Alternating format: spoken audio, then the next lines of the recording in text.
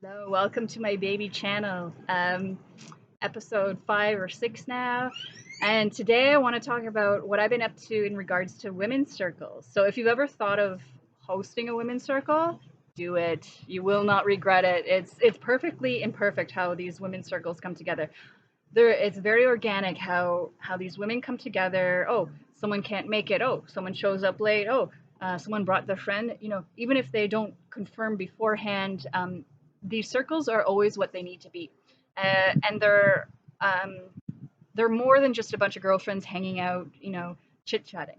The guidelines that I implemented that I found online that I think are very common with women's circles, they hold a structure, a much needed structure that supports the experience. And I always mention these at the beginning of each gathering. And I've had circles that were 30 people, and I've had circles that are 3 people.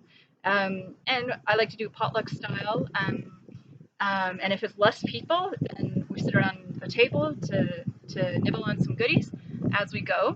And if it's a huge, like 30 people, then we usually save the potluck for later, so it's not as distracting. So we try to give each woman the same amount of time of speaking. That's one of the guidelines. Obviously, one person speaks at a time. And then, what a gift, another guideline is to pay complete attention. And then the third guideline is to listen respectfully and non judgmentally. So, no interrupting, obviously. And also body language. There are certain visual body language cues that can evoke sympathy or outrage or happiness or whatever it might feel.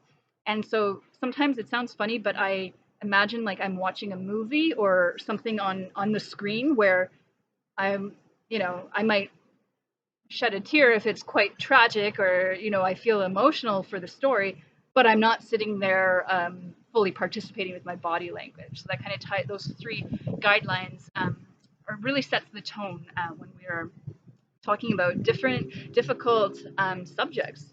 No advice giving is the fourth guideline. This is really difficult. I know in a lot of cultures, and just my personality, if I hear, so and so talking about, an awful partner, I'll say, "Girl, you need to leave his ass." It's so knee jerk reaction, compulsion to say my opinion, to inject what I think should happen, and it's not the time or the place. So this guideline is really difficult, but the benefit of no advice giving is there's no pressure to come up with your solution to someone's problem. There's no pressure. You just sit there and you listen respectfully, and you wait your turn. And if you have experience with a similar situation, that brings us to another guideline, which is to speak from your own experience. You don't refer and say, I dated a guy just like that. No, you say, I have a partner who did this, this, and this, or whatever it might be, but it's your experience. And then another guideline is no put downs or of yourself or others. I was so stupid to think that. How could I? How foolish. This is a really difficult one to break habits with. I did this so much into my mid to late 20s.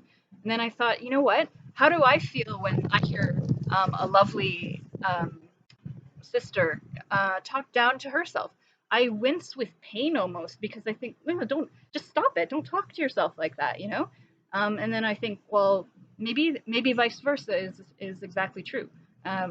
It's a courtesy because when I am you and you are me, it's and what you focus on becomes your reality. Then you choose your words more carefully, and they have a vibration to them that influences your experience.